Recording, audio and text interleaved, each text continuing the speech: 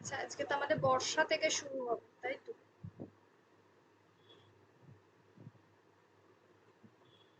এগুলো তো হয়ে গেছিল।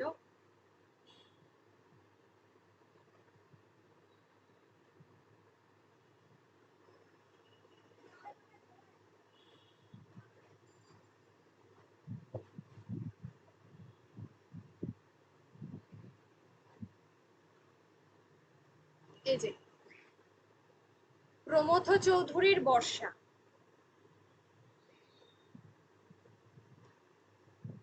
এটা একটা ঠিক গল্প নয়, প্রবন্ধ বিশেষ, ঠিক আছে? প্রমথ চৌধুরী তোমরা জানো সকলে যে সবুজ পত্র পত্রিকার সঙ্গে তিনি যুক্ত ছিলেন। 1914 সালে সবুজ পত্র পত্রিকা যেটা প্রকাশিত হয়, যার সম্পাদক ছিলেন প্রমথ চৌধুরী। এবং বাংলা গদ্য প্রথম চলিত ভাষায় সার্থক রূপ লাভ করে প্রমথ চৌধুরীর হাত ধরে।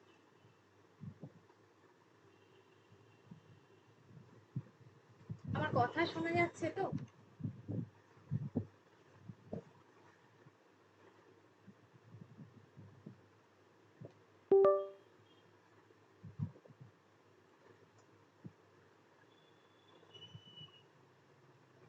হ্যাঁ। তো প্রমথ চৌধুরীর হাত ধরে প্রথম সার্থক রূপ লাভ করেছিল এই তোমার কি বলে চলিত, আমরা যে ভাষায় কথা বলছি বা চলিত যে গদ্য ভাষা, সেই ভাষা, ঠিক আছে? তো এই যে প্রথম একটা লাইন রয়েছে, এমন দিনে কি লিখতে মন চায়, আজ সকালে ঘুম থেকে উঠে দেখি যে যে যতদূর দৃষ্টি যায় সমগ্র আকাশ বর্ষায় ভরে গিয়েছে। তো প্রবন্ধের নামে প্রথমেই রয়েছে এটা বর্ষা। আর যেখানে বলছে সমগ্র আকাশ, যে ঋতুর কথা বলা হয়েছে এখানে, সেটা হলো বর্ষা ঋতু। যে ঋতুর কথা প্রবন্ধে বলা হয়েছে সেটা হচ্ছে বর্ষা ঋতু। এই যে বর্ষা প্রবন্ধটি, যেটা একটা ডায়েরি ধর্মী প্রবন্ধ, ডায়েরি অর্থাৎ যেখানে আমরা আত্মজীবনী বলি, যেখানে আত্মকথন ভঙ্গিতে লেখা হয়, ঠিক আছে? এখানে তো লিখতে পারবো না, বলে দিচ্ছি, এটা একটা ডায়েরি ধর্মী প্রবন্ধ।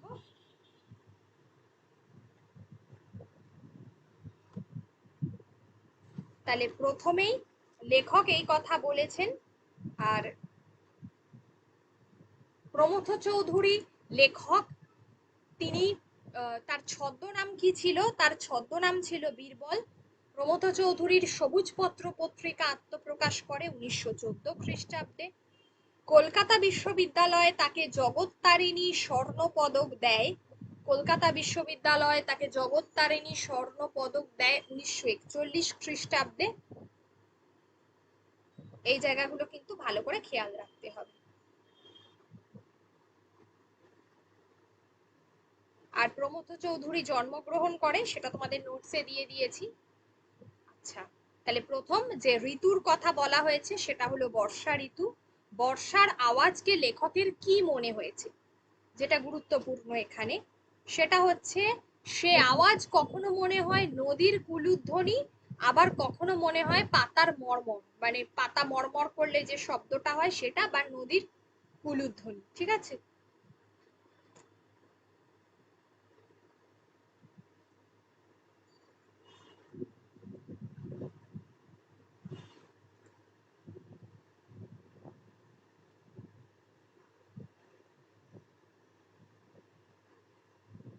আচ্ছা, তারপরে এই লাইনটা গুরুত্বপূর্ণ, ঠিক আছে? এই যে বর্ষার আওয়াজটা কেমন, সে আওয়াজ কখনো মনে হয় নদীর কুলুধ্বনি, আবার কখনো মনে হচ্ছে পাতার মর্মর।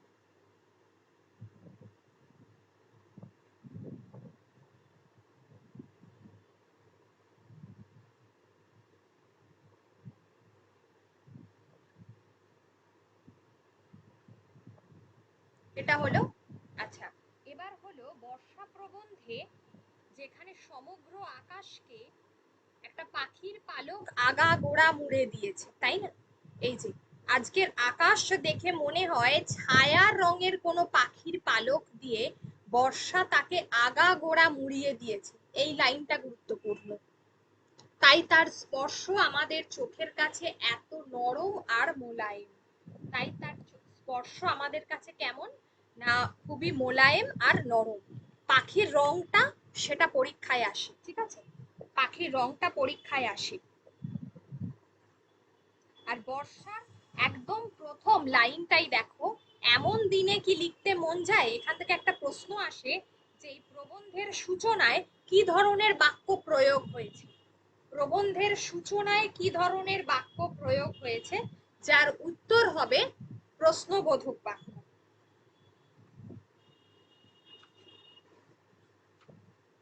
যার উত্তর হবে প্রশ্নবোধক বাক্য।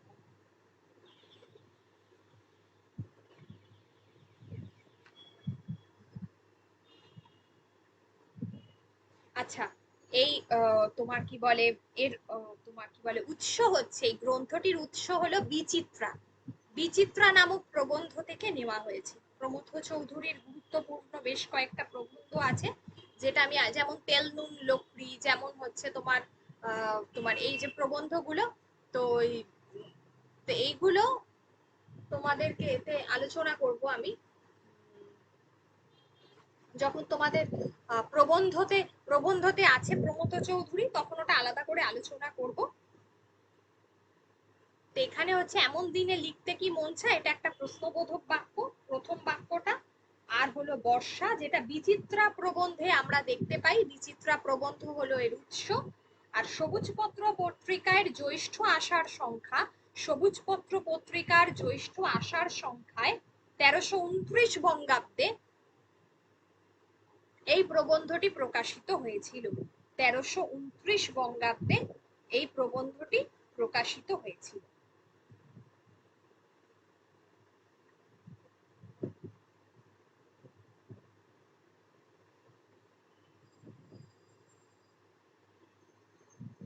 তাহলে ওনার ছদ্মনামটা ভালো করে দেখবে।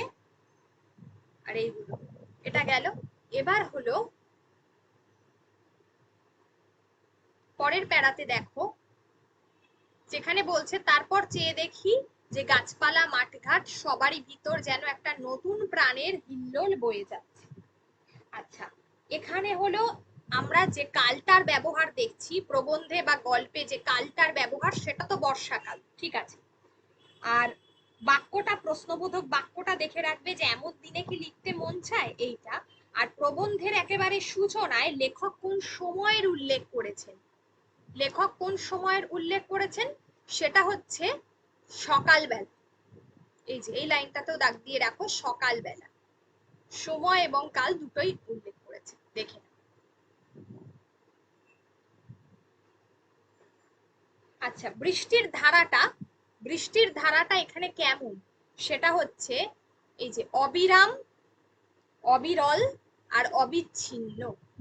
এই যে অবিরাম, অবিরল আর অবিচ্ছিন্ন বৃষ্টির ধারা, এই লাইনটাতে দাগ দিয়ে রাখো, এই অংশটা। বৃষ্টির ধারাটা কেমন, অবিরাম, অবিরল, অবিচ্ছিন্ন।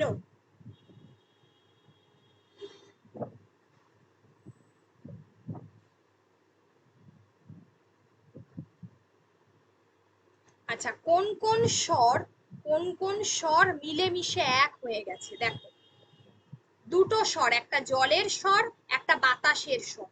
এই দুই স্বর মিলেমিশে এক সুর হয়ে দাঁড়িয়েছে, জলের স্বর আর বাতাসের স্বর।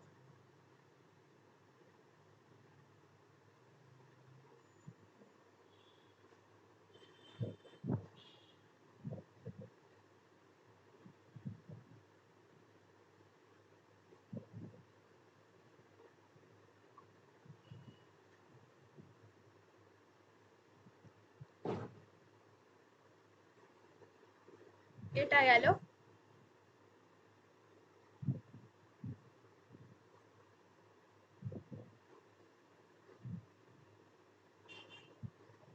বর্ষার দিনে সকল মানুষ অন্যমনস্ক হয়, তার কারণ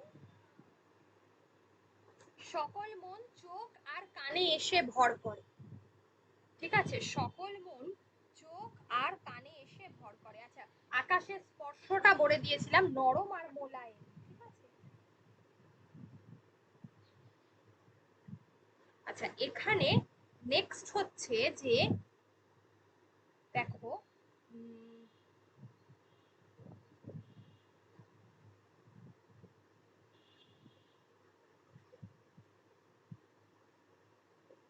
এই যে খামখেয়ালি বাতাস নিজের খুশি মতো একবার 5 মিনিটের জন্য লতা পাতাকে নাচিয়ে দিয়ে বৃষ্টির ধারাকে ছড়িয়ে দিয়ে আবার থেমে যাচ্ছে, এই লাইনটা খামখেয়ালি বাতাসের রূপটা কেমন সেইটা, কি ধরনের আচরণ করছে খামখেয়ালি বাতাস সেইটা।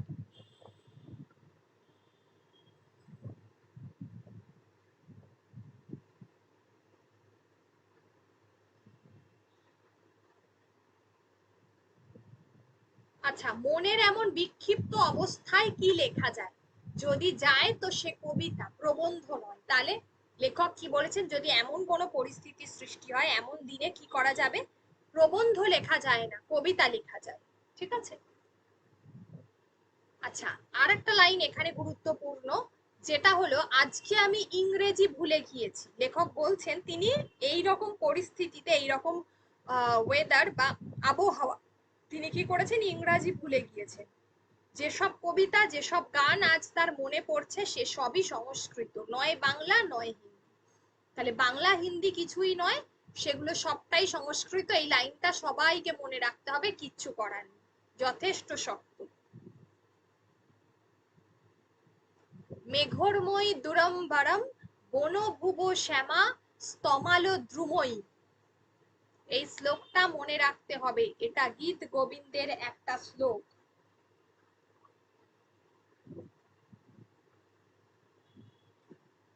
এটা গীত গোবিন্দের একটা বিখ্যাত শ্লোক, এই শ্লোকটা কিন্তু মনে রাখতে হবে। জয়দেবের লেখা গীত গোবিন্দ। ঠিক আছে।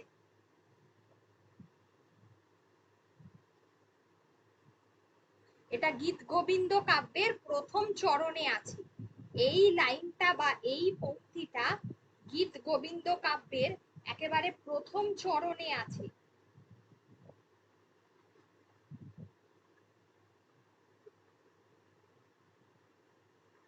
যেখানে বলছে যে গীত গোবিন্দের এই প্রথম চরণ যে বাঙালি একবার শুনেছে চিরজীবন সে আর ভুলতে পারবে না, লেখাই আছে দেখো গীত গোবিন্দ। এটা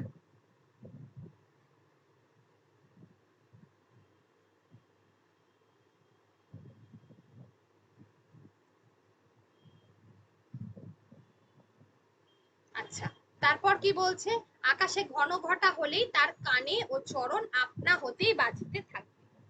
তাহলে লেখক কোন ভাষা বিস্মৃত হয়েছেন, তার কোন ভাষা মনে পড়ছে, এই অবস্থায় তার শুধু কবিতাই পড়তে ইচ্ছে করছে, যেখানে হচ্ছে প্রবন্ধ নয়। যে শ্লোকের কথা আছে, শ্লোকটা গীত গোবিন্দের প্রথম চরণ থেকে নেওয়া হয়েছে। গীত গোবিন্দর সম্পর্কে তিনি কি বলছেন, যে যে একবার শ্লোকটা শুনেছে সে আর কখনোই ভুলবে না, যে একবার শ্লোকটা শুনেছে সে আর কখনোই ভুলবে না, এই কথাই তিনি বলছেন।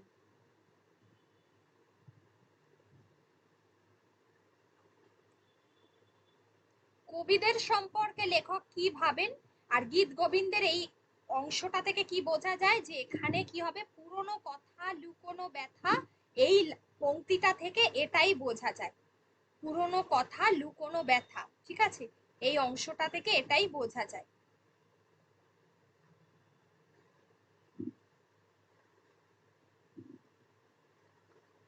কবিদের সম্পর্কে লেখক ভাবেন যে লেখকের কবিরা মনের অর্ধেকটা প্রকাশ করে আর অর্ধেকটা গোপন রাখে। এই যে এই অংশটা থেকে মনের কত পুরনো কথা আর লুকোনো ব্যথা, এই অংশটাই এই পংক্তিটার মধ্যে রয়েছে। আর কবির দলের সম্পর্কে লেখকের বিশ্বাস, তাদের মনকে অর্ধেক প্রকাশ করেছেন, অর্ধেকটা গোপন রেখেছেন। তাহলে কবিরা নিজেদের অর্ধেকটা প্রকাশ করেন আর অর্ধেকটা গোপন রাখেন। এবার রবীন্দ্রনাথ ঠাকুরের একটা গানের একটা পংক্তি তিনি বলছেন, যে এমন দিনে তারে বলা যায়। ঠিক আছে, এমন দিনে যা বলা যায় তা হয়তো রবীন্দ্রনাথও আজ পর্যন্ত বলেননি, শেক্সপিয়ারও বলেননি। তাহলে এখানে বাংলা এবং ইংরাজি সাহিত্যের সব থেকে বিখ্যাত দুজন কবি, মানে রবীন্দ্রনাথকে বাংলা সাহিত্যের শ্রেষ্ঠ কবি যেমন বলা যায়, তেমনি শ্রেষ্ঠ নাট্যকার ইংরাজি সাহিত্যে শেক্সপিয়ারকে বলা যায়। এই দুজন শ্রেষ্ঠ লেখক, দুটো ভাষার, তাদের কথা তিনি উল্লেখ করেছেন। কবি যা ব্যক্ত করেন তার ভিতর যদি অব্যক্তের ইঙ্গিত না থাকে তাহলে তিনি তার কবিতার ভিতর কোনো মিস্ট্রি থাকে না। আর যার ভিতর মিস্ট্রি নেই তা কবিতা নয়, পদ্য হতে পারে। মিস্ট্রি মিন্স এখানে রহস্যের কথা বলা হয়েছে।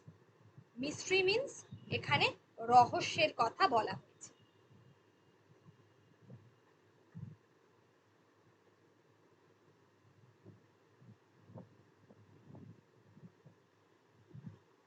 তাহলে রবীন্দ্রনাথ ঠাকুর যে পংক্তিটা বলেছেন সেই পংক্তিটা মনে রাখতে হবে, সেটা হচ্ছে এমন দিনে তারে বলা যায়। যে দুজন লেখকের কথা বলা হয়েছে তাদের কথা মনে রাখতে হবে, রবীন্দ্রনাথ এবং শেক্সপিয়ার। আর এখানে লেখক কবিগণ সম্পর্কে প্রমথ চৌধুরীর যা বক্তব্য সেটা মনে রাখতে হবে। এবার দেখো পরের যে পংক্তি, সে যাই হোক আজ আমার কানে শুধু রবীন্দ্রনাথের গানের সুর লেগে নেই, সেই সঙ্গে তিনি যে বর্ষার অসংখ্য চিত্র এঁকেছেন সেই সব চিত্র বায়োস্কোপের ছবির মতো আমার চোখের সম্মুখ দিয়ে একটার পর আরেকটা চলে যাচ্ছে। ভালো কথা। এটা কখনো ভেবে দেখছেন যে বাংলার বর্ষা রবীন্দ্রনাথ আবিষ্কার করেছেন ও ঋতু রূপ রস গন্ধ স্পর্শে রবীন্দ্রনাথের ভারতী ভরপুর, তার ভীম মূর্তি এবং কান্ত মূর্তি। ঠিক আছে, তাহলে এক্ষেত্রে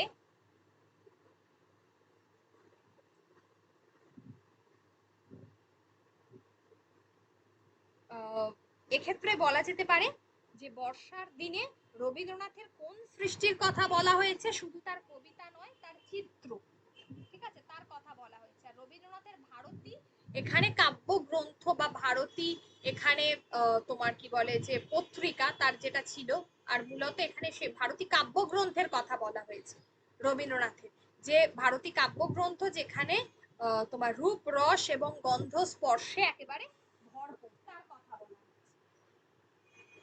রবীন্দ্রনাথের এখানে একটা কাব্যগ্রন্থ যেটা হচ্ছে ভারতী, আর যার ভীমমূর্তি আর কান্তমূর্তি শান্ত অবস্থাকে বলা হয়েছে। এই অবধি বলার পর যেটা আমি বলবো, এখানে দেখো এই যে লাইনটা তোমাদের মনে হতে পারে যে মেঘই মেঘই মেঘরময়ী দুরম্বারাম বনভুব শ্যামা স্তমালো দ্রুময়ী। অ্যাকচুয়ালি ব্যাপারটা কি বলছে, মেঘে মানে মেঘ মেদুর আকাশ, মেঘেতে ঢাকা আকাশ যেখানে মানে একেবারে তাল তমালের শ্যাম বনভূমি, জয়দেবের লেখা সেই যেখানে বর্ষার তিনি বর্ণনা দিয়েছেন, মানে অন্ধকার আচ্ছন্ন যে বনভূমি, জয়দেবের বর্ষার এই সহজ সরল রূপ খুব চেনা। ঠিক আছে, সেটার কথাই বলা হয়েছে। মিস্ট্রি মিন্স হচ্ছে তোমার রহস্য, আর বায়োস্কোপ মানে জানো চলচ্চিত্র, আর দুটো হচ্ছে একটা হচ্ছে ভীম মূর্তি, একটা হলো কান্ত মূর্তি। ভীম মূর্তি তো তোমরা জানো, কান্ত মূর্তি মানে সুন্দর কমনীয়, আর ভীম মূর্তি মানে যেটা হচ্ছে খুব দুর্দান্ত। ঠিক আছে, যেটা ভীমের তো জানো যে মূর্তিটা হয় সেটা, আর কান্ত মূর্তি মানে খুব শান্ত একটা মূর্তির কথা বলা হয়েছে।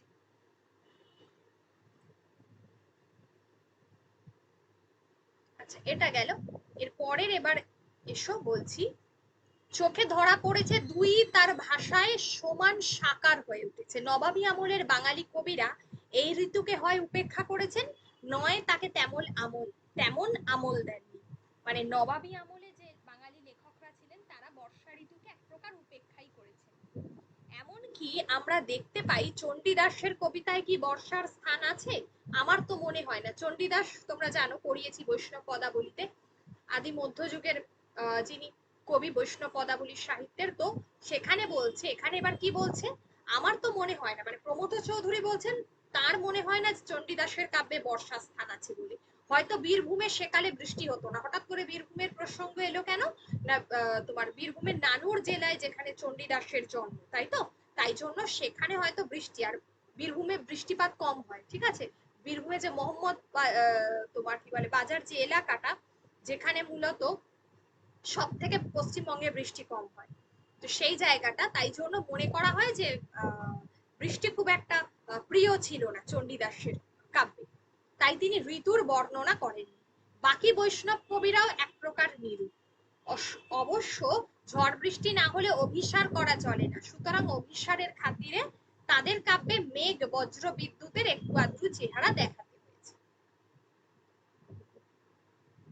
এবার বলছে দেখো, রজনী শাওন ঘন ঘন দেয়া গর্জন, রিমি ঝিমি শবদে বরিশি, পালঙ্কে শয়ান রঙ্গে বিগলিত চির অঙ্গে, নিন্দ যাই মনের হরিষে।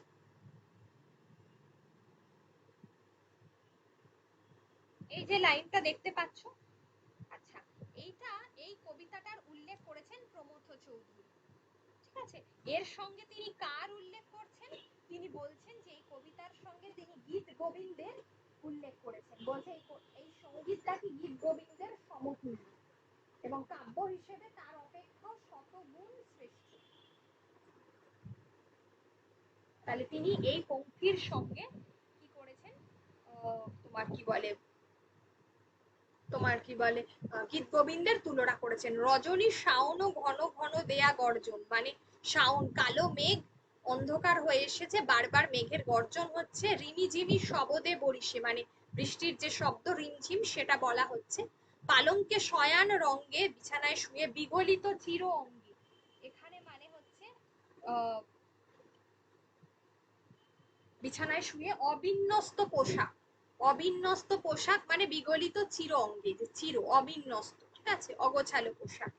নিন্দ যাই মনের হরিষে, ঠিক আছে। নিন্দ মিন্স এখানে হচ্ছে নিদ্রা, এই নিন্দ কথার অর্থ হলো নিদ্রা, হরিষে মিন্স হচ্ছে আনন্দ। আর এর সঙ্গে তাহলে কার তুলনা করা হয়েছে? হরিষে হচ্ছে আনন্দে।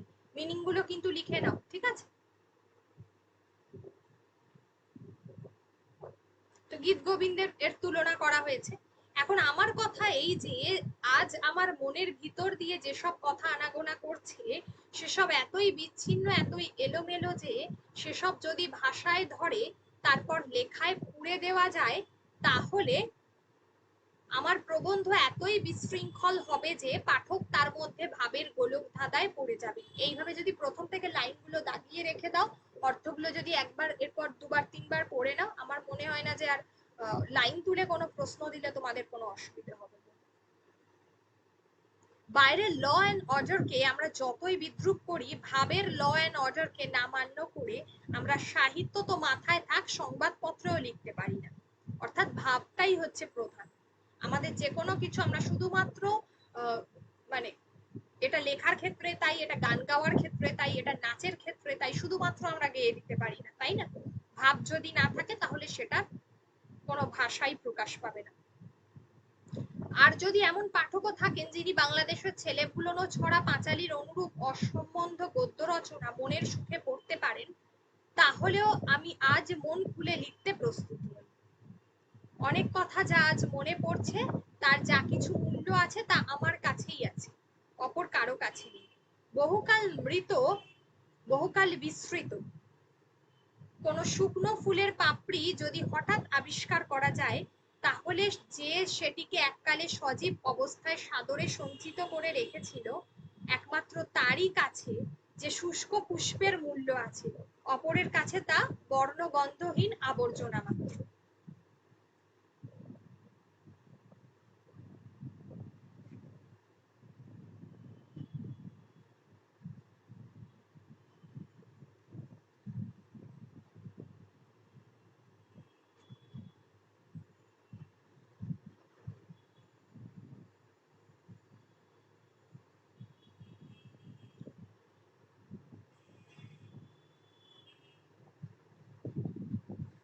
আচ্ছা, আচ্ছা, এই যে এখানে ভাবের ল অ্যান্ড অর্ডারের কথা বলা হয়েছে, যেটা হচ্ছে যে সংবাদপত্রের সাধারণ তথ্যমূলক লেখার জন্য ল অ্যান্ড অর্ডারকে মান্য করা হয়, সেটার কথাই বলা হচ্ছে, ঠিক আছে।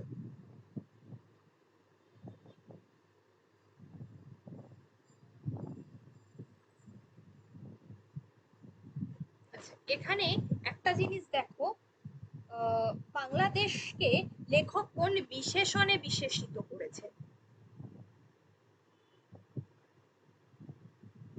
আচ্ছা, এখানে হলো যে আবার ভোর করে এলো, বাতি না জ্বালিয়ে লেখা চলে না, তাই কালির অপব্যয় করা যত সহজ, বাতির অপব্যয় তত সহজ। অতএব এইখানেই এই লেখা শেষ করি। আচ্ছা, বাংলাদেশের চোখ পোড়ানো আলোর দেশ, বাংলাদেশের লেখক কোন বিশেষণে, বাংলাদেশকে লেখক কোন বিশেষণে বিশেষিত করেছেন? যেটা হচ্ছে চোখ পোড়ানো আলোর দেশ।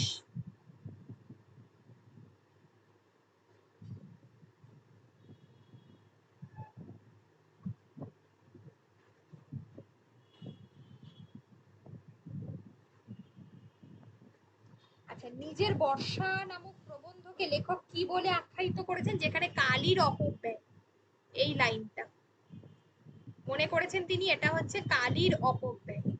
ঠিক আছে।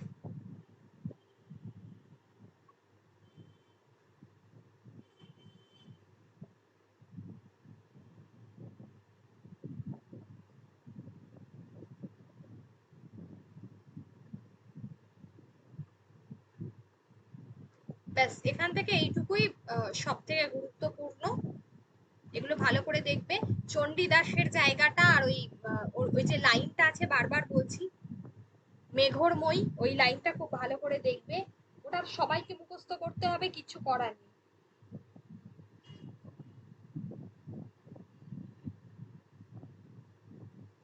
তাহলে লেখকের কাছে বর্ষা প্রবন্ধের যে যে আনন্দ, যে বিষাদ, তার যেটা ভালো লাগে, তিনি কার কার লেখা তোমার কি বলে চেয়েছেন সেই জায়গাটা, বা রবীন্দ্রনাথের কোন শুধুমাত্র কবিতা নয়, তার চিত্রগুলো, সেটাও তার কাছে খুব জনপ্রিয়। এই জায়গায় আবার বৈষ্ণব পদাবলীর লেখকদের মধ্যে তিনি বর্ষার রূপ দেখতে পাননি। কেন দেখতে পাননি? চণ্ডীদাসকে দিয়ে তিনি সেই উদাহরণটা দিয়েছেন। এই জায়গাগুলো, এবং নিজে তারপর একটা কবিতা, তোমার কি বলে একটা গান বা কবিতার আকারে সৃষ্টি করেছেন, যার সঙ্গে তিনি গীত গোবিন্দের তুলনা করেছেন। তার অর্থটা কি, তিনি সেই কবিতায় কি বলতে চেয়েছেন, তাহলে এই জায়গাগুলো, এবং কবিদের সম্পর্কে তিনি কি বলতে চাইছেন, সেটা খুব গুরুত্বপূর্ণ। মর্মর মানে শুকনো পাতার যে খসখস করে শব্দ হয়, সেটাকে বলা হচ্ছে। ঠিক আছে। এবারে বলো, কারোর কোনো অসুবিধা আছে কিনা বর্ষা নিয়ে? যদি কারোর কোনো অসুবিধা থাকে বলো। বর্ষা নিয়ে কারোর কোনো অসুবিধা আছে?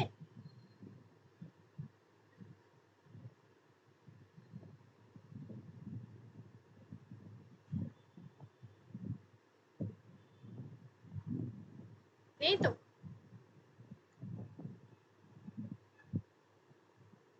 বর্ষা নিয়ে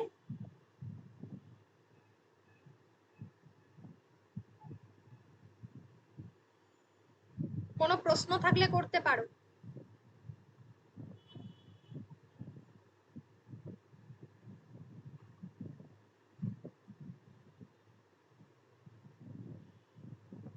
বর্ষার প্রশ্নগুলো দেখে নাও।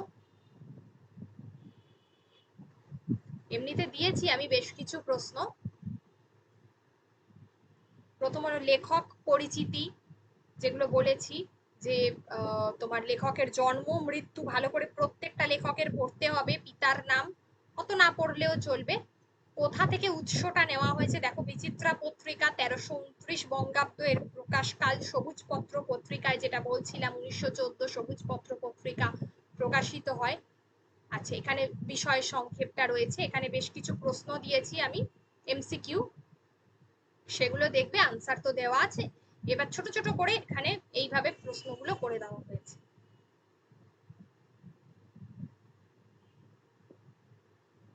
অনেকগুলোই এমসিকিউ দিয়েছি, কিন্তু এইটাকে আমি আরেকটু ডিটেলসে করে দেবো, ছোট ছোট প্রশ্নগুলোকে আরেকটু ডিটেলসে করে দেবো, ঠিক আছে, যাতে তোমাদের সুবিধা।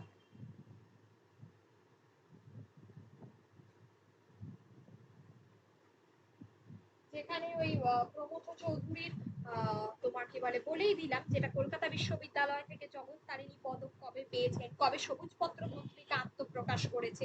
প্রমথ চৌধুরীর তোমার কি বলে ছদ্মনামটা দেওয়াই আছে, আর জন্ম মৃত্যু তো দেওয়া আছে। এগুলো আশা করি এগুলো নিয়ে কোনো সমস্যা নেই।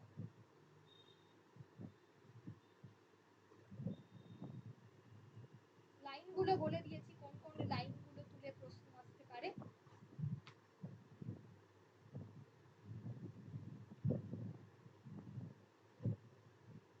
ঠিক আছে। এবার হলো এই জীবন। আচ্ছা, এই জীবনটা মনে হয় অনেকটা আগে আছে, তাই না?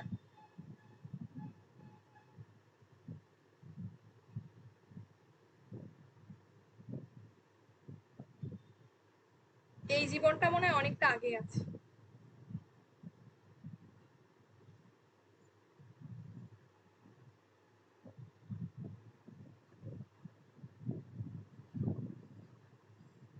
এই যে সুনীল গঙ্গোপাধ্যায়ের এই জীবন।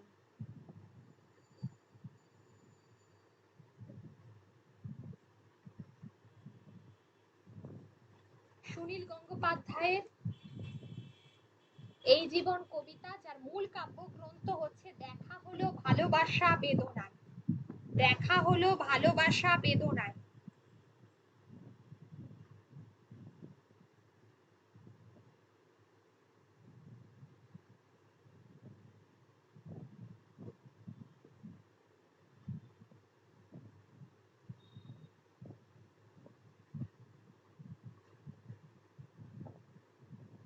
তাহলে দেখা হলো ভালোবাসা বেদনায় এই কবিতাটা, যেখানে কবি বাঁচার মতো করে বাঁচতে বলেছেন। বাঁচার, বাঁচতে হবে বাঁচার মতো, বাঁচতে বাঁচতে এই জীবনটা গোটা একটা জীবন হয়ে জীবন্ত হোক। ঠিক আছে, বাঁচতে হবে বাঁচার মতো, বাঁচতে হবে বাঁচার মতন, এই জীবনটা গোটা একটা জীবন হয়ে জীবন্ত হোক, এই জীবনটা গোটা একটা জীবন হয়ে জীবন্ত হোক। আমি কিছুই ছাড়বো না এই রোদ ও বৃষ্টি, আমাকে দাও ক্ষুধার অন্ন, শুধু যা নয় নিছক অন্ন। আচ্ছা, মূল কাব্যগ্রন্থটা লিখে নেবে, ঠিক আছে প্রত্যেকে, যেটা হলো ওই তোমার দেখা হলো ভালোবাসা বেদনায়, সুনীল গঙ্গোপাধ্যায়।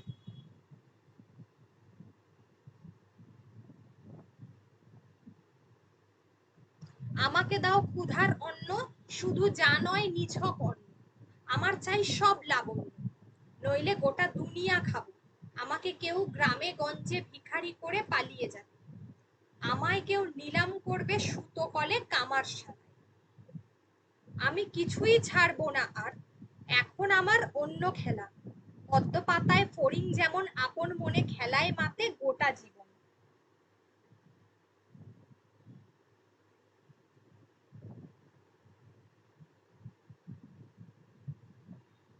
তাহলে এই জীবন কবিতায় কবি সুনীল গঙ্গোপাধ্যায় তার যে কাব্যগ্রন্থ ভালোবাসা দেখা হলো ভালোবাসা বেদনায়, যেখানে তিনি এর একটা বিশেষ অংশ নেওয়া হয়েছে, যেখানে জীবন সম্পর্কে তিনি যে পজিটিভ যে একটা বার্তা দিয়েছেন, জীবন সম্পর্কে একটা নতুন ধারণার উল্লেখ করেছেন। তিনি বলছেন জীবন মানে শুধুমাত্র বেঁচে থাকার জন্য নয়, ঠিক আছে, কোনো ক্রমে বেঁচে থাকার কথা বুঝি, এখানে বাঁচা আর অস্তিত্ব দুয়ের মধ্যে আমরা ভুলে যাই, আমাদের ভাবনা হয় এই বেশ ভালো আছি, সত্যি কি আমরা ভালো আছি, এই লাইনটা,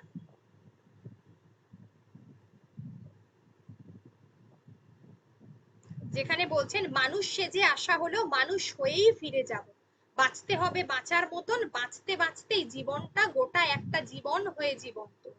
মানে এক কথায় লেখক, এই কবি এটাই বলছেন যে বাঁচার মতো করে বাঁচতে হবে, ঠিক আছে, বাঁচার মতো করে বাঁচতে হবে, যেখানে কবি তার যে সক্রিয় ভাবনায় সেখানে দেখিয়েছেন যে বোধহীন যে বাঁচা, তার বিরুদ্ধে তিনি বিদ্রোহ ঘোষণা করেছেন, যে অস্তিত্বহীন হয়ে বেঁচে থাকা নয়, বাঁচার মতো বাঁচতে হবে, নিজের অস্তিত্বকে জীবন্ত করে তুলতে হবে, কীট পতঙ্গের মতো বেঁচে থাকলে হবে না, বেঁচে থাকার জন্য প্রতিবাদ জরুরি। কবি সেই জন্য প্রতিবাদ করেছেন কোথায়, এই যে এই লাইনটাতে দেখো, আমাকে কেউ গ্রামে গঞ্জে ভিখারি করে পালিয়ে যাবে, আমায় কেউ নিলাম করবে সুতো কলে কামার শালায়, মানে কেউ আমাদেরকে কখনো পিষতে পারে না, আমাদের প্রত্যেকের মানুষের জীবনের একটা অস্তিত্ব আছে, সেই অস্তিত্ব নিয়ে মানুষকে বেঁচে থাকতে হবে।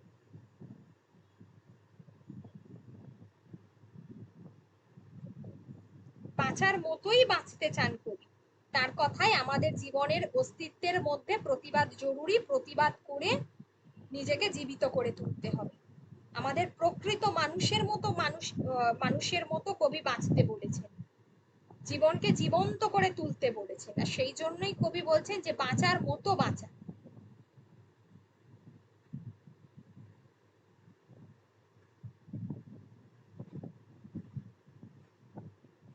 এখানে কবি বাঁচতে হবে কিসের মতো বাঁচতে হবে? বাঁচার মতো। প্রথম লাইনটাতে দেখো যে যে জায়গাগুলো থেকে এমসিকিউ আসতে পারে, বাঁচার মতো বাঁচতে হবে। 1 নম্বর। কবি কি ছাড়তে চান না? সেটা হলো রোদ বৃষ্টি। রোদ বৃষ্টি ছাড়তে চান না। গোটা জীবনটাকে তিনি কি করতে চেয়েছেন? কবি জীবন্ত করতে চেয়েছেন। গোটা জীবনটা তিনি জীবন্ত করতে চেয়েছেন। তিনি চেয়েছেন লেখকের সব চাই। কি চাই? লাবণ্য চাই। দেখো, আমার চাই সব লাবণ্য, এই লাইনটা থেকে প্রশ্ন আসবে। আমার চাই সব লাবণ্য।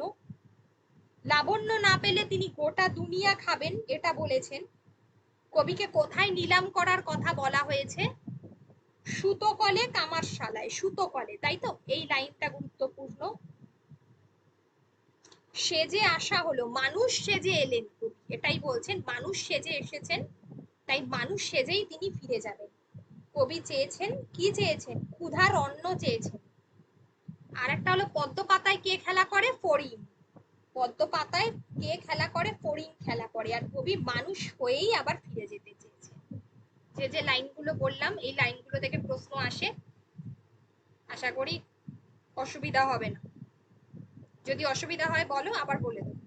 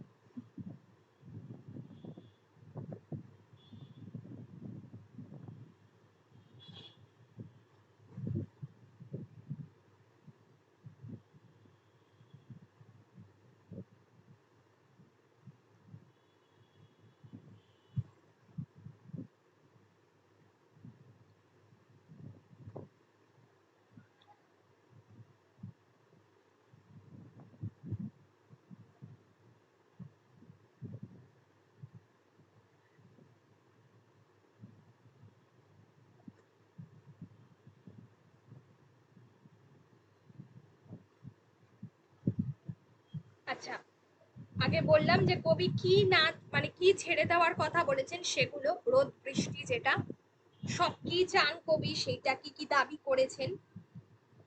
ক্ষুধার অন্ন, আর কাঙ্ক্ষিত বস্তু না পেলে তিনি কি করবেন। কোথায় নিলাম হওয়ার কথা বলেছেন। ফড়িংরা কোথায় খেলা করে। কবি কি সেজে এসছেন, কি সেজে যেতে চান। কবিকে ভিখারি বানিয়ে কোথায় পালিয়ে যাওয়ার কথা বলা হয়েছে। এই লাইনটা, আমাকে কেউ গ্রামে গঞ্জে ভিখারি করে পালিয়ে যাবে, কি সাজিয়ে, সেটা হলো ভিখারি। ঠিক আছে, বলো তোমাদের যদি কোনো কোয়েশ্চেন থাকে বলো। কোনো লাইন থেকে কোনো প্রশ্ন আছে বলো। বোঝা যাচ্ছে দুটো যে বললাম, বর্ষা আর এই জীবন, কবিতা একদম সহজ। লাইনগুলোও বলে দিয়েছি। শুধু আহ, এটা মনে রাখবে, কাব্যগ্রন্থটা অবশ্যই ভালো করে মনে রাখবে। আচ্ছা, ক্ষুধার অন্ন এখানে কিসের প্রতীক? ক্ষুধার অন্ন হচ্ছে এখানে কিসের প্রতীক? সেটা হলো, ক্ষুধার অন্ন হলো এখানে আমাদের ন্যূনতম যে চাহিদা, তার প্রতীকের কথা বলা হয়েছে। আমাদের ন্যূনতম চাহিদার প্রতীক ক্ষুধার অন্ন।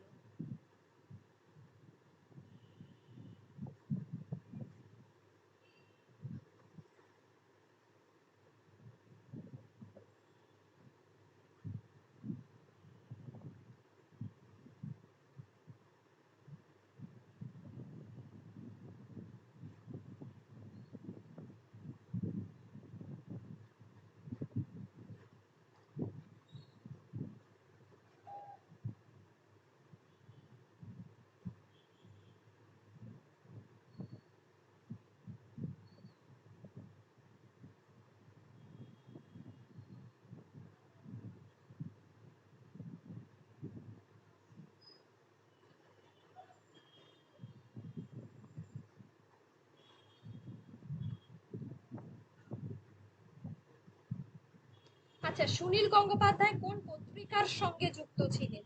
সুনীল গঙ্গোপাধ্যায় কৃত্তিবাস পত্রিকার সঙ্গে যুক্ত ছিলেন। খেয়াল রেখো, সুনীল গঙ্গোপাধ্যায় কৃত্তিবাস পত্রিকার সঙ্গে যুক্ত ছিলেন। ঠিক আছে। লেখা প্রথম কাব্যগ্রন্থ কোনটি? সুনীল গঙ্গোপাধ্যায়ের লেখা প্রথম কাব্যগ্রন্থ একা এবং কয়েকজন। সুনীল গঙ্গোপাধ্যায়ের ছদ্মনাম হচ্ছে নীল লোহিত আমরা বলি, এছাড়াও সনাতন পাঠক, নীল উপাধ্যায় এইগুলো তিনি ব্যবহার করেছিলেন।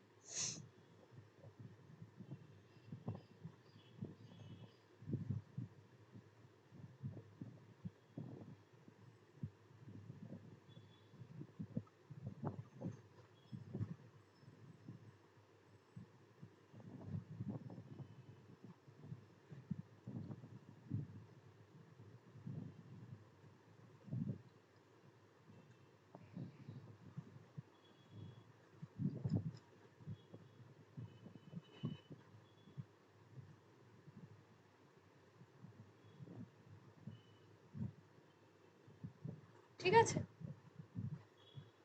তাহলে তোমাদের যখন অসুবিধা নেই চলো পরেরটা করিয়ে দিই। আচ্ছা,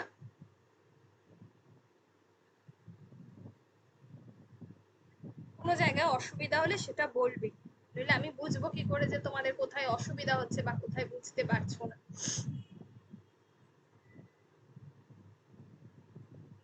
এই জীবনে এই যে বিষয় সংক্ষেপ, শব্দার্থ যেগুলো আছে সবগুলোই দিয়েছি। এখান থেকে আর নতুন করে আশা করি কিছু করতে হবে না। প্রশ্নগুলো দিয়েছি, দেখো যেগুলো বললাম তোমাদেরকে প্রত্যেকটা প্রশ্ন দিয়ে দিয়েছি, দেখে নাও। তোমাদের নোটে সব প্রশ্ন দেওয়া আছে। যেগুলো শুধু এক্সট্রা বললাম সেগুলো একটু খেয়াল করে পড়ো। যে একটা হচ্ছে ওনার সুনীল গঙ্গোপাধ্যায় সম্পর্কে আছে, সেটা এখানে দিয়েও দিয়েছি। দেখো প্রথম কাব্য হচ্ছে তোমার একা এবং কয়েকজন। তিনি কৃত্তিবাস পত্রিকার সঙ্গে যুক্ত ছিলেন, কৃত্তিবাসের সঙ্গে। আর ওনার যে ছদ্মনামগুলো, একটা তো নীল লোহিত আছে, এছাড়া আর কি কি আছে, নীল উপাধ্যায়,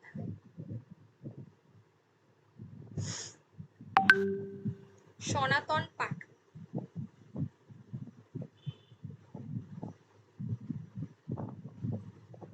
ঠিক আছে, এইগুলো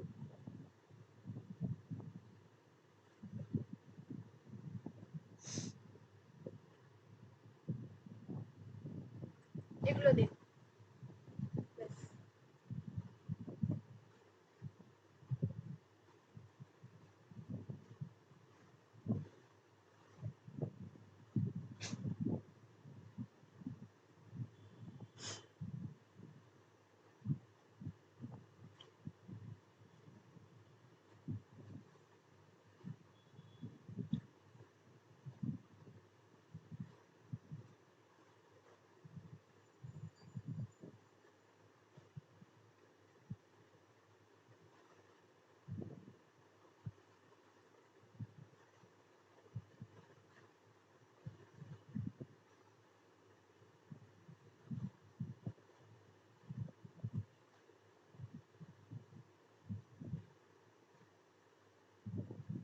আচ্ছা, পরেরটা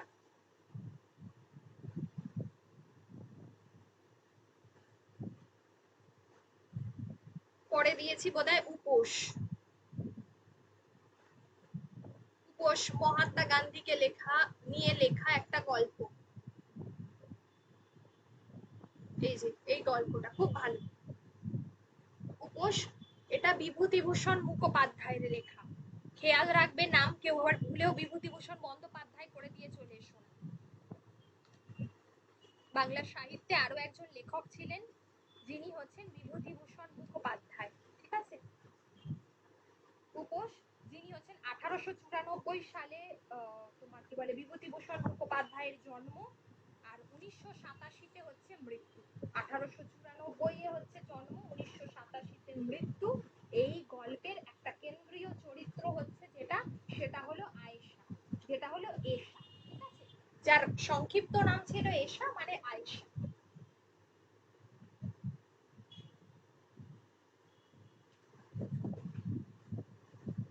আচ্ছা, যেটা বলার সেটা হলো যে যেখানে এই আয়েশা উপসে আরেকটা গুরুত্বপূর্ণ চরিত্র মহাত্মা গান্ধীকে নিয়ে লেখা হয়েছে, তিনি কলকাতায় এসেছিলেন। এর উৎস হলো দুষ্টু লক্ষ্মীদের গল্প। দুষ্টু লক্ষ্মীদের গল্প, এর উৎস হলো দুষ্টু লক্ষ্মীদের গল্প।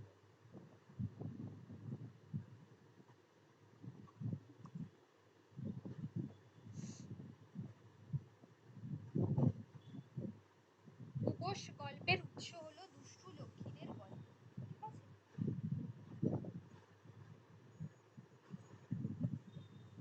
বিভূতিভূষণ মুখোপাধ্যায়ের লেখা গুরুত্বপূর্ণ হলো উপোস। ওনার জন্ম আর মৃত্যুটা বলেছি। ওনার রচিত গ্রন্থ হচ্ছে গল্প গ্রন্থ হলো ওনার রচিত গল্প গ্রন্থ নীলাঙ্গুরীয়, বরযাত্রী, একই পথের দুই প্রান্তে, এগুলো সবই ছিল তার লেখা। উপোস গল্পে মেয়েটির নাম ছিল এশা বা আয়েশা। যেখানে আমরা শুরুতেই দেখবো কোথা থেকে ফিরে আসার কথা বলা হচ্ছে, একটা জায়গা থেকে, সেটা হলো নোয়াখালী। এই নোয়াখালীতে এশাদের দুটো বাড়ি ছিল, একটা ছিল গ্রামের বাড়ি যেটা হচ্ছে নোয়াখালী, আর একটা ছিল কোথায় না কলকাতায়, ঠিক আছে। তাহলে নোয়াখালী থেকে ফিরে মেয়েটা যেন কি হয়ে গেছে, হাসি খুশিতে ভরা, ফুলে ফুলে তুলে বেড়ানো প্রজাপতিটির মতোই সে এশাই নয় যেন, ঠিক আছে। সে কেমন, আচ্ছা তার সঙ্গে যে প্রজাপতির তুলনা করা হয়েছে, কোন পতঙ্গের তুলনা করা হয়েছে সেটা গুরুত্বপূর্ণ।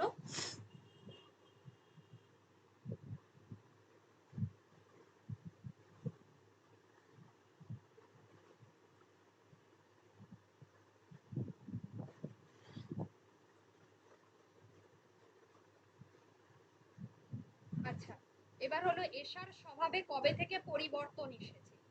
নোয়াখালী থেকে ফিরে আসার পর থেকেই পরিবর্তন এসেছে। এই পরিবর্তনের মূলে কে না মহাত্মা গান্ধী হচ্ছে এই পরিবর্তনের মূলে, ঠিক আছে। তাহলে এশার তো নোয়াখালী থেকে পরিবর্তন হয়েছে, কিন্তু পরিবর্তনের মূলে কে আছে, যেটা হচ্ছে তোমার মহাত্মা গান্ধী। আচ্ছা, এবার দেখো এই লাইনটা, এরশাদের এখানে কলকাতায় যেমন বাড়ি আছে তেমনি গ্রামেও তেমনি একটা বাড়ি আছে, সঙ্গে বাগান, পুকুর, মাঠ, এগুলো তো ঠিক আছে। এরশা এখন তো বড় হয়েছে, বাবা বলেন 7 বছর, মা বলেন 7 বছর 5 মাস, ভারী তো জানো তুমি। এশা যখন কুকুর মতন ছোট ছিল তখন গিয়েছিল একবার, একটু একটু মনে পড়ে। তাহলে বাবার মতে এশার বয়স কত আর মায়ের মতে এশার বয়স কত, এটা দাগিয়ে রাখো।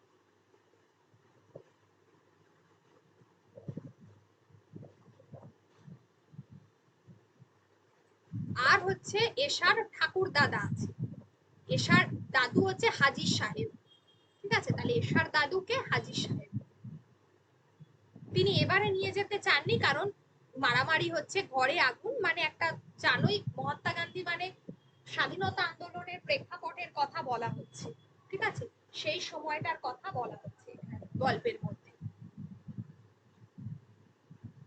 সেসব ছোট্ট মেয়েদের দেখতে নেই, শুনতেও নেই, যেতেনই না দিতে না নিয়ে গেলেন, শুধু থাকতে পারবেন না বলে, মানে নিয়ে যেতেনই না কিন্তু থাকতে পারবেন না বলে তিনি নিয়ে গেলেন, ঠিক আছে। এবার কি হলো, এবার যেটা হলো সেটা হচ্ছে যে দাদু এশাকে ছেড়ে একরত্তিও যে থাকতে পারেন না, ওই জন্যই রয়েছেন কলকাতায় এসে, নয়তো গ্রামের বাড়িতেই তিনি থাকতেন। বুড়ো যেমন এশাকে গুণ করেছে, তেমনি বলতে পারা যায় এশাও তার দাদুকে গুণ করেছে। এখানে গুণ করা মানে কি, মানে দুজন দুজনকে ছেড়ে থাকতে পারে না, সেটার কথা বলা হয়েছে এই লাইনটা, বুড়ো যেমন এশাকে গুণ করেছে, ঠিক আছে। এই লাইনটা দাগ দিয়ে রাখো।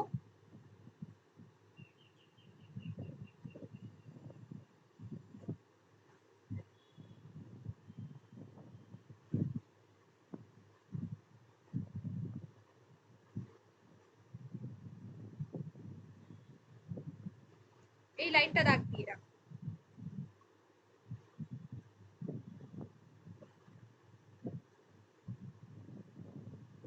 আচ্ছা,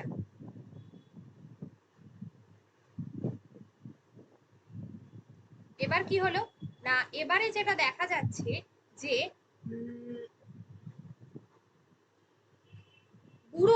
গান্ধীজি এসেছেন, উনি পায়ে হেঁটে গ্রামে গ্রামে ঘুরে বেড়াচ্ছেন। আচ্ছা, এখানে হলো যেটা তোমার এই লাইনটা দাগ দিয়ে রাখো, ঠিক আছে? আচ্ছা, বনের মধ্যে দিয়ে ডোবার পাশ দিয়ে ক্ষেতের আল ভেঙে এই গান্ধীজি আসছেন এবং হাজির সাহেবের দয়ার শরীরে, এই হাজির সাহেবের সঙ্গে গান্ধীজির একটা সুসম্পর্ক, এর আগেও কয়েকবার ঘুরে গিয়েছেন। আবার গান্ধীজি আসতে চেয়েছেন মহাপুরুষের দয়ার গঙ্গাধারার সঙ্গে নিজের দয়াটুকু মিশিয়ে কিছু ফল হয় কিনা দেখতে চান। কারণ এই হাজির সাহেবের খুব ধার্মিক প্রকৃতির একজন মানুষ, খুব ভালো মানুষ ছিলেন হাজির সাহেব, তার সঙ্গে গান্ধীজির একটা সম্পর্ক ছিল, তাই তার বাড়িতে আসতেন, এটা বলা হয়েছে।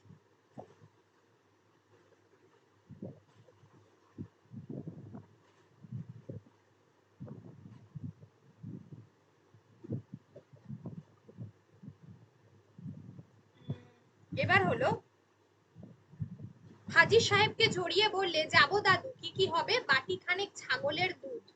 হ্যাঁ, ছাগলের দুধ দেবে বলেছে, ঠিক আছে। এছাড়া দেখো, তোর জন্য না হয় থাকবে লুচির সন্দেশের ব্যবস্থা। বলবো, মহাত্মাজি আমাদের এশারানী দেখতে পরীর মতো, খিদে কিন্তু রাক্ষসী। তাহলে রাক্ষসে খিদে, অনেক রাত পর্যন্ত কিন্তু ঘুমই এলো না এশার চোখে। এই লাইনটা কেন অনেক রাত পর্যন্ত ঘুম এলো না? কিন্তু কেমন লোক, মানে গান্ধীজি সম্পর্কে তার একটা ইচ্ছে প্রকাশ পাচ্ছে, কেমন মানুষ তিনি এইগুলো। এশার তো সাহেব দেখলেই ভয় হয়, রাঙা রাঙা প্রকাণ্ড মুখ, কটা কটা চোখ, মুখ কালো কালো, এত বড় করে সিগারেট। সেই সাহেব আবার গান্ধীজিকে দেখে কাঁপে, মানে তাহলে ভাবছে যে তাহলে গান্ধীজি বোধহয় খুব মারাত্মক কিছু হবে দেখতে, ঠিক আছে। দাদু গল্প করেন, এখান থেকে তেমন কিছু নেই। দেখো, এটা দেখো যে যা খুশি তাই পারেন নাকি করতে গান্ধীজি পরীদের মতন, হিন্দুদের দেবতাদের মতন? হ্যাঁ, পারেনি তো। এই লাইনটা এই গল্পটার একদম শেষে গিয়ে আমরা দেখবো, যেখানে এশা মারা যাচ্ছে, ঠিক আছে, এক ভয়ঙ্কর দাঙ্গা পরিস্থিতি যেখানে এশা মারা যাচ্ছে। এটা তোমার কি বলে, খুব মারাত্মক, বা এটা এই গল্পটার সব থেকে একটা খারাপ জায়গা বলতে পারো,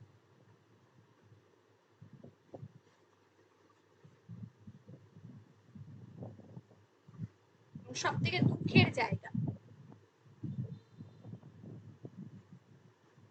ঘুমোতে ঘুমোতে এসা বেচারা যখন ঘুমে ঢুলে এসেছে, গান্ধীজি এসে হাতটা ধরে তুললেন। সত্যি বড়, কত বড় মানুষ রে বাবা, সাহেবরা আর ভয় পাবে না। তুলে সঙ্গে নিয়ে চললেন বন বাদার মাঠ, এইসব।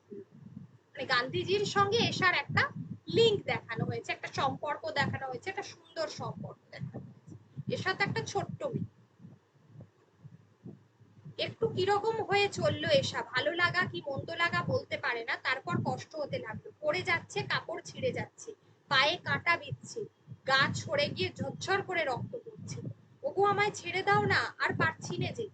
গান্ধীজি বললেন, না, থামলে কি চলে? কেন মানুষ এরকম?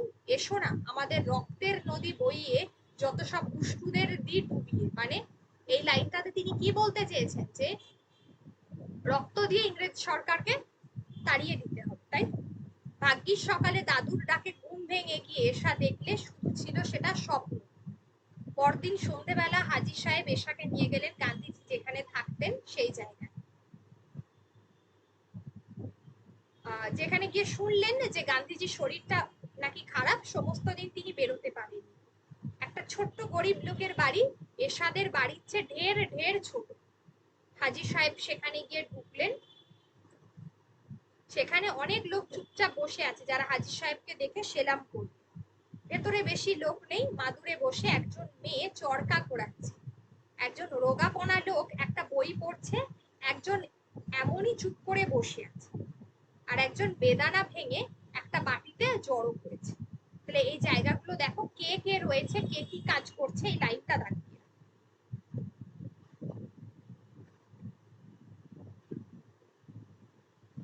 ওদিক থেকে একটা চাপা কথাবার্তা আসছে, মনে হলো ওদিককারই ঘরে গান্ধীজি হয়তো শুয়ে আছে। বাইরে খানিকটা দূরে একটা হই হই করে উঠল, যারা বাইরে উঠোনে বসেছিল তারা ছুটল, তারপর যারা ঘরের মধ্যে ছিল তারা উঠে পড়লো। দাদু এশাকে বললে, তুমি তুমি বসো এখানে, আমি আসছি। সবাই উঠে বেরিয়ে গেল, লইল শুধু এশা আর যে লোকটি বই পড়ছিল সে। সবাই যেদিকে গোলমাল হচ্ছিল সেদিকে ছুটে যেতে এশার ভয় ভয় করতে লাগলো। মনে হলো তবুও যদি দাদু গান্ধীজির কাছে বসিয়ে আসতো। অসুখ হলেও তার গায়ে যেমন ক্ষমতা, এশাকে কেউ কিচ্ছু করতে পারতো না। এ লোকটা যেন কি, বই থেকে তার মুখ তোলে না, কথাও কয় না। এশা যখন এইরকম ভাবছে তখনই লোকটা কথা বলল। বই থেকে একবার মুখটা তুলে বলল, খুকু ভয় করবে না, দেখতে ভালো না হলেও হাসিটা বেশ মিষ্টি, আর কথাটুকু দাদুর মতোই। অর্থাৎ এই লোকটাই কে?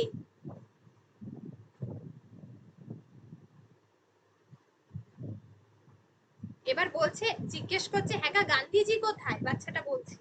লোকটি চেয়ে আরো মিষ্টি করে হেসে বলল, কেন কি হবে? তাকে আমি দেখবো তাই জন্য এসেছি। কি হবে দেখে? বলছে। তখন বলছে যে এরপর এশা কি দেবে নেমন্তন্নর কথা বলতে লজ্জা করতে লাগলো। দাদু যা ঠাট্টা করেছেন, তারপর মনে হলো বললে তার নাকি অসুখ, তাই। লোকটা চেয়ে আবার মিটিমিটি হাসতে লাগলো।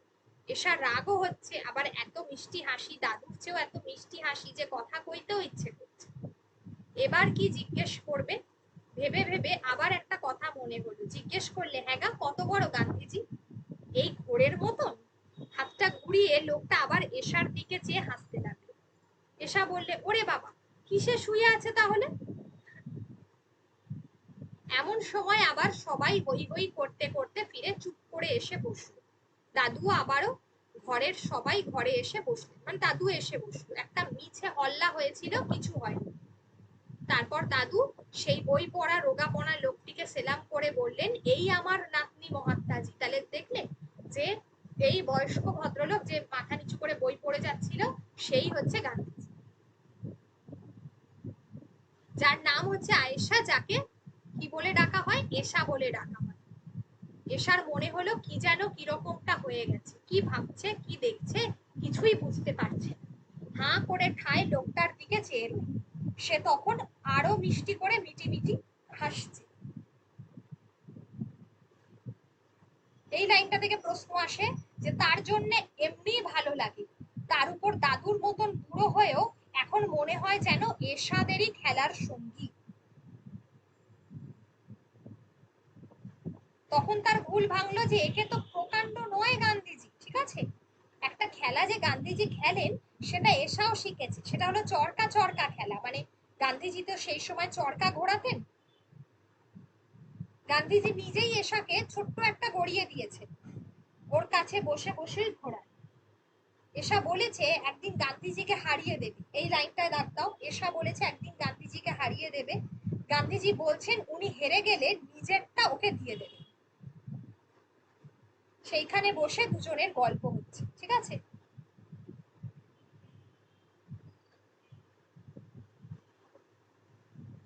এখানে দেখো, দাদুর মতন বুড়ো সেই জন্যই না দুঃখ করে বলেন এরশাদের কথা এখনো ভালো করে শিখতে পারেনি, তাই এরশা বলেছে শিখিয়ে দেবে। সেই জন্যই ওকে গল্পের বই ছড়ার বই পড়ে শোনায়, গল্প বলে।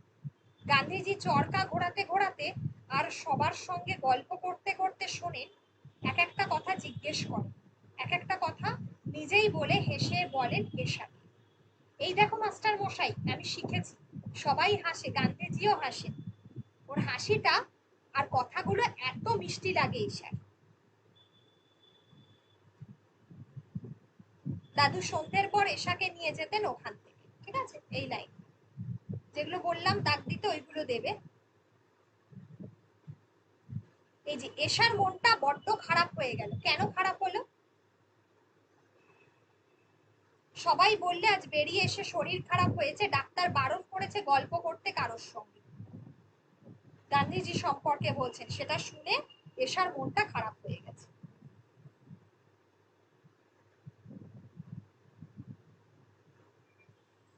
গান্ধীজি বলেন ভগবান কচি ছেলে মেয়েদের কথা খুব শুনতে পান।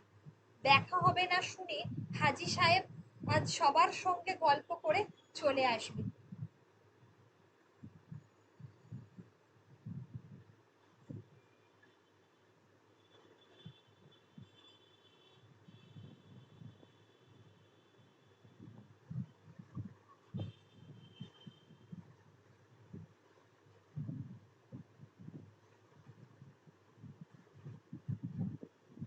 সময় যে মেয়েটি গান্ধীজির সঙ্গে বেশি থাকে সে এসে দাদুকে ইংরেজিতে কি বলবে?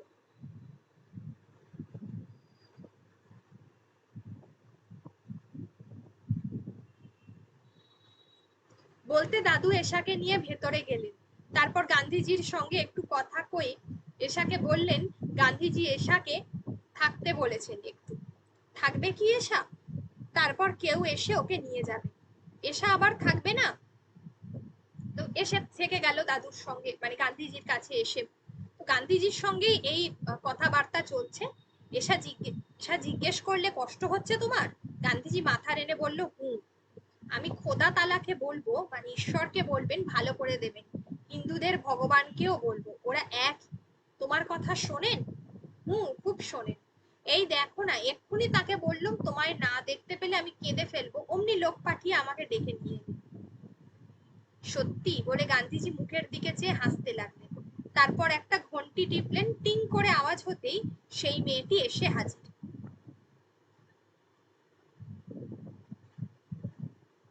এখানে দেখো, গান্ধীজি একটি লোককে বললেন, সে আবার তাকে বলে, গান্ধীজি অনেকখানি করে আমাদের কথা বলতে পারেন কিনা, মানে একজন দোভাষীকে ডাকলেন, যে ওই এশা আর গান্ধীজির মধ্যে কথা বলে দেয়, ভাষা আর কি, যে ভাষায় কথা বলে সেটা ওকে ট্রান্সলেট করে বলে দাও, দোভাষী। গান্ধীজির কথা শুনে দোভাষী বললে, গান্ধীজি বলছেন তার খোদা তালাকে ওর কষ্ট কমাতে বলো না যেন। এশা আশ্চর্য হয়ে জিজ্ঞেস করলে, কেন? দোভাষী আবার শুনে বললে, বলছেন তার চেয়ে অন্য সবার কষ্ট কম করতে বলুন।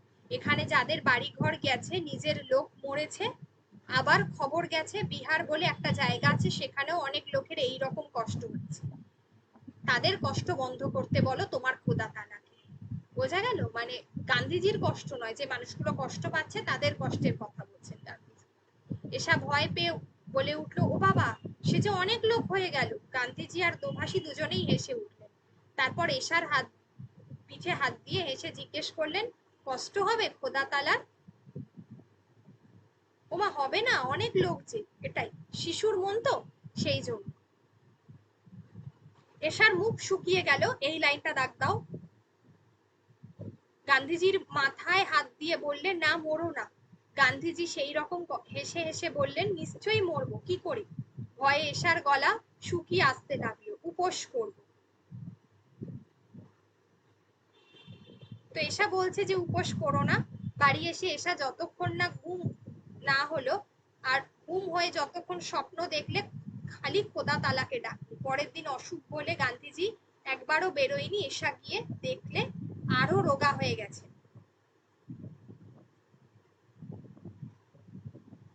খবর পাওয়া গেল যে লোকেরা ঘর জ্বালাচ্ছে, আরো কাটাকাটি করছে, লুট করছে।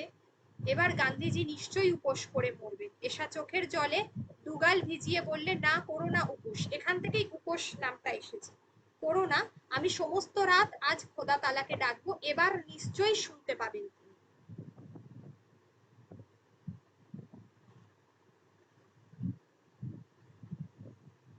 পরের দিন সকালে টেলিগ্রাম পেয়ে এশাদের হঠাৎ চলে আসতে হলো। তারপর অনেক দিন হয়ে গেছে, অনেক কিছু শিখেছে এশা, অনেক কিছু ভুলেছে, কিন্তু শেষ দেখাটার ছবিটা আজও সে ভুলে। কেমন আছেন গান্ধীজি, এটাই তার মনে হলো। এইখান থেকে ওই লাইনটা দেখো, আবার আমরা ফ্ল্যাশব্যাকে দেখছি, যেটা প্রথমে ছিল। বাড়ির লোকেরা বলে যে পুরো কি গুণ যে করে দিলে মেয়েটাকে,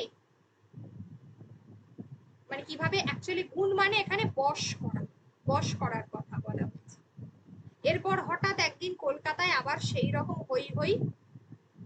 বাড়ির সবার মুখ শুকিয়ে গেল, দাদারা তাড়াতাড়ি স্কুল থেকে এলো, বাবা অফিস থেকে। এশার বুকটা অষ্টপ্রহর, মানে সারা দিন রাত দূর দূর করে। নিজের জন্য ভয় নয়, বাড়ির জন্যও নয়। বাড়িতে বন্দুক আছে, বাবা দাদু দাদারা সবাই আছে। এশার ভয় করে গান্ধীজির জন্য, যে তিনি যে উপোস করবেনই, আর কোনো মতে তাকে বুঝতে পারা যাবে না যে কারা সব আছে তার কাছে, কি করছে তারা, এই জায়গাটা। এরপর আমরা দেখছি যেখানে ওই পাটকেল ছুটছে সামনের রাস্তায়, এই একটা তোমার ঢিল, কেউ তোমার কি বলে পাটকেল, সোডার বোতল, লোহার টুকরো ছুটোছুটি করছে এইসব নিয়ে। দাদারা যেন হাজারটা ব্যাডমিন্টন খেলছে, তখন ওটা তোমার এশার সেটা মনে হলো। এইভাবেই হঠাৎ তার একরকম মাঝখানে একটি মেয়ে ছুটে গিয়ে দাঁড়ালো, ছোট্ট ধবধবে রং, এটা এশার কথা বলা হয়েছে। পরীর মতন গলা, হুকুমে মিনতিতে ভেঙে পড়ছে, হই হল্লকে উঠছে ঝাঁপিয়ে। ওগো তোমরা থামো, এই জায়গায় গান্ধী যে উপোস সে আর বাঁচবে না। হঠাৎ করে এই জায়গায় চলে গেছে এবং এইখান থেকেই কি হচ্ছে, যেখানে ওই পরীর গায়ে এসে লাগছে। দেখো এখানে কি হলো না, ততক্ষণে বাড়িতেও সারা উঠেছে, ওরে এসা রে এসা, কি বিঁধলো গায়ে, কি সর্বনাশ হলো, এসাই যে আমাদের বেরুলো কোন দিক দিয়ে। বেরিয়ে এলো সবাই বাড়ি থেকে, বন্দুকের দরকার নেই, তবু হাতেই থেকে গেছে, মাথাটা নিচু, হিন্দু মুসলমানের একই ভগবান খোদা তালার চরণে নতি জানিয়ে।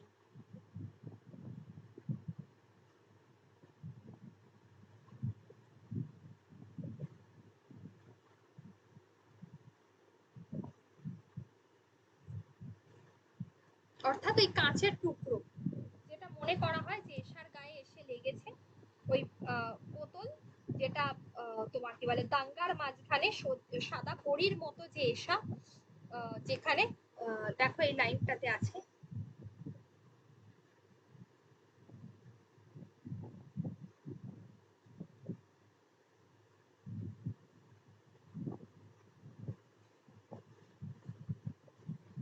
এই অবস্থায় গান্ধীজি আবার আসছেন, যেহেতু এসআর ওই মৃত্যুর খবরটা মানে পেয়েছেন আর কি। এখানে দেখো কোথায় লেগেছে, কোমরে, ঢিল নয়, বোতলে, মানে কাঁচের বোতলের টুকরো এসে লেগেছে, কোমরে লেগেছে, ঠিক আছে।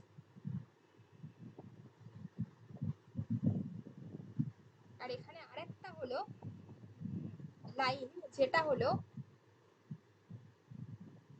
মূল গ্রন্থ হলো দুষ্টু লক্ষ্মীদের গল্প।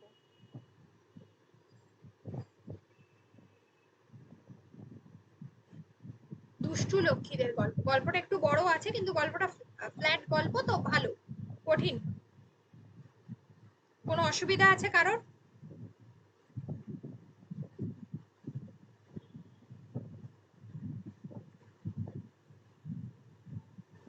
অসুবিধা থাকলে বলো।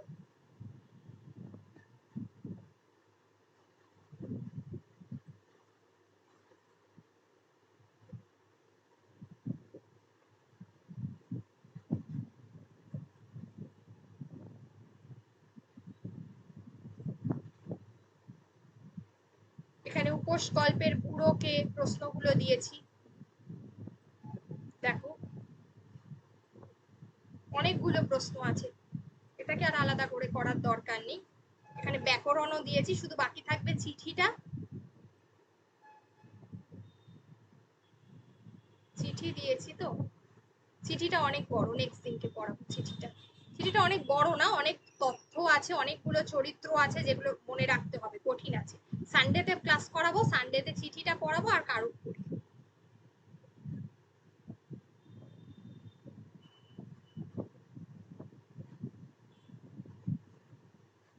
এই যে প্রশ্নগুলো উপোসের, ঠিক আছে। যদি আগে পড়ে দেখো, যদি কারোর অসুবিধা হয় আমি আবার চিন্তা।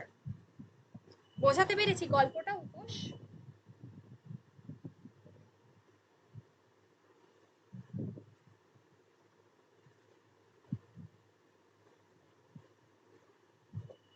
আর আমি প্রশ্ন উত্তরগুলো দিয়ে দিই এবার, অনেকগুলো জমে গেছে। উপোস থেকে প্রশ্ন মোটামুটি দেওয়া আছে, যেগুলো থেকে দেওয়া নেই আর একটু দিতে হবে, যেমন বর্ষা থেকে দিতে হবে, এগুলো সব কটা দিয়ে দেবো, ঠিক আছে। তাহলে আজ এই অবধি থাক, নেক্সট দিনকে চিঠি আর কারকটা করাবো সানডে।